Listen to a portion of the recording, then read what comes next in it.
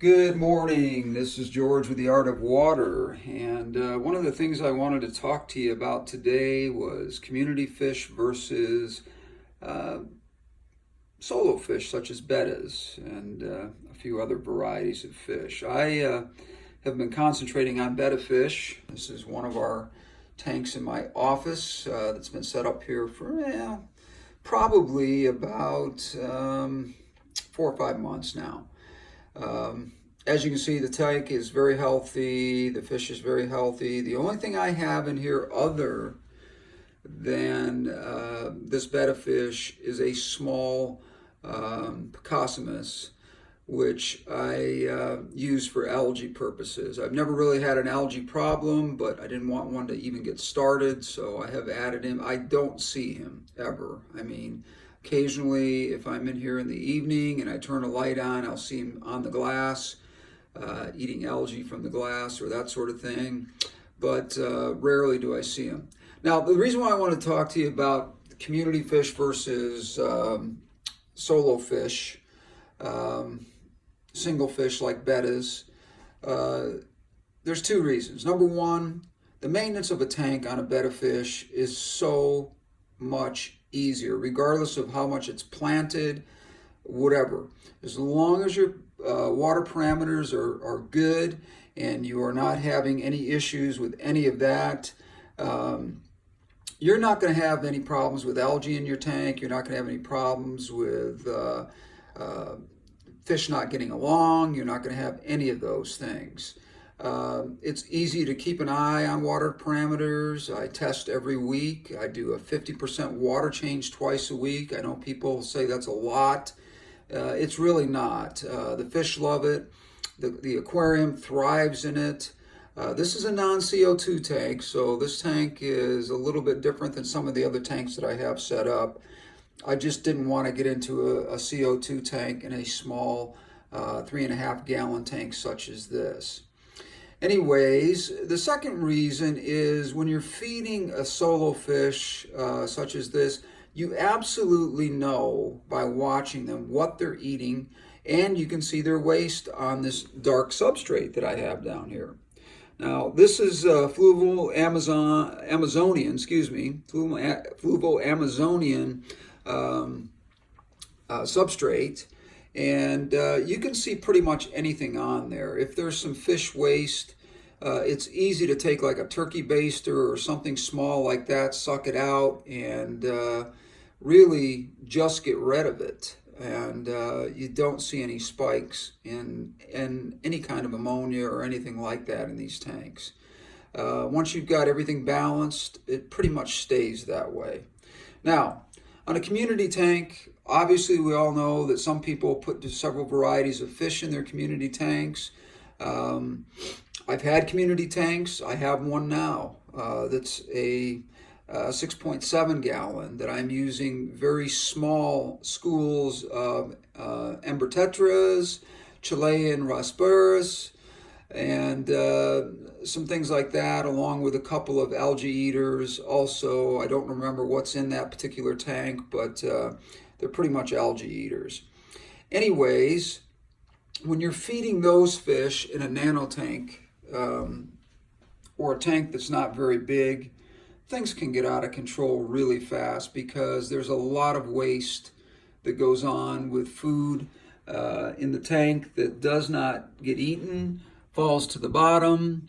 Oh, if you look back in there, you can see that little algae eater. Well, I can't really get him in focus, but anyways, he is back there.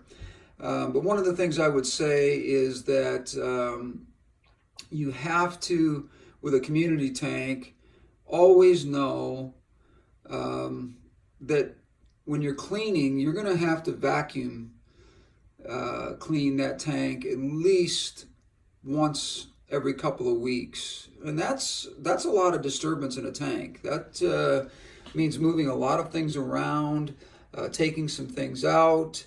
Sometimes hardscape, especially in a small environment like this.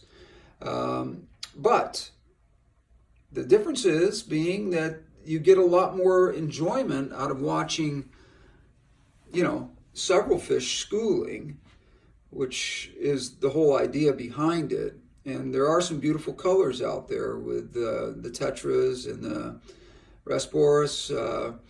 They do have some beautiful fish out there, and they're not very expensive. So, I'll leave that up to you as to which ones you think is the best tank for you, but you should keep that in mind when you're setting up a tank. How much work do you want to put into it?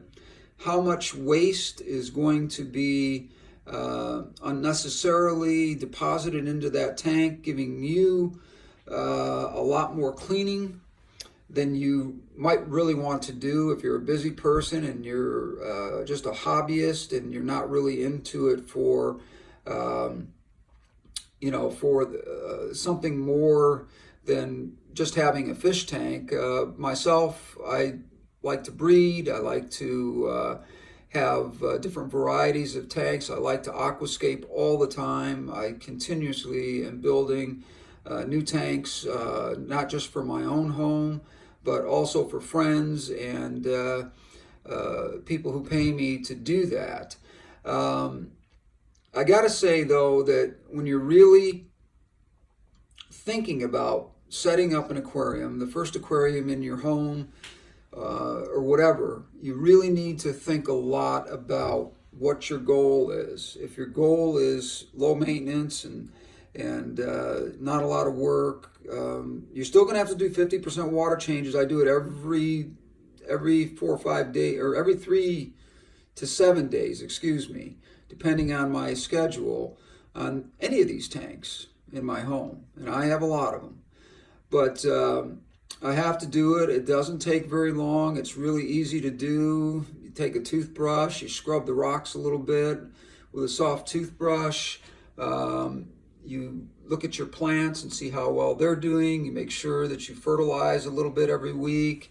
If you do have a planted tank with CO2, of course, that involves a lot more than just that. You have to watch your pHs. You have to watch the nitrites and the nitrates and all of these things that can spike ammonia with a CO2 tank that can get really, really complicated. And the balance, if it's not there, you can do a lot of damage to your tank and kill a lot of your livestock as well.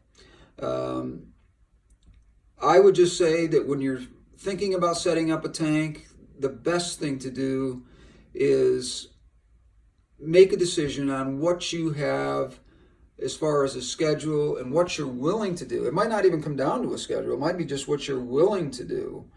And tell yourself before you get into this, because you'll save yourself a lot of heartaches later on if you understand exactly why you're having a fish tank in the first place. Is this something that you just want to look at as a piece of art in your office or your living area? There's a lot of opportunities out there with the way aquariums are these days, with the wonderful LED lighting, with the smaller tanks. I mean, you can do something for very inexpensive, but it all comes down to maintenance when all is said and done. What are you willing to do?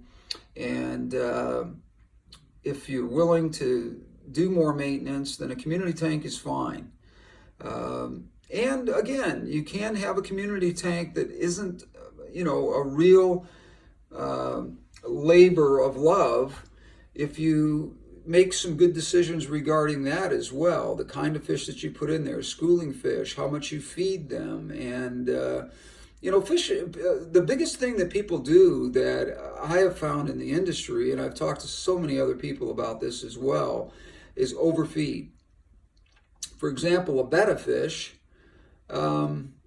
just needs a few things, small things a day. Sometimes they can even go several days if you're going out of town without eating at all. They do fine. People think that's cruel and whatever, but I've never lost a single fish. And I don't keep them in cups. I don't do that. This is a kind of aquarium at a minimum 3.5 gallons for one fish, and I think this is even kind of small. But this guy has thrived in here for a long time, ever since this tank cycled.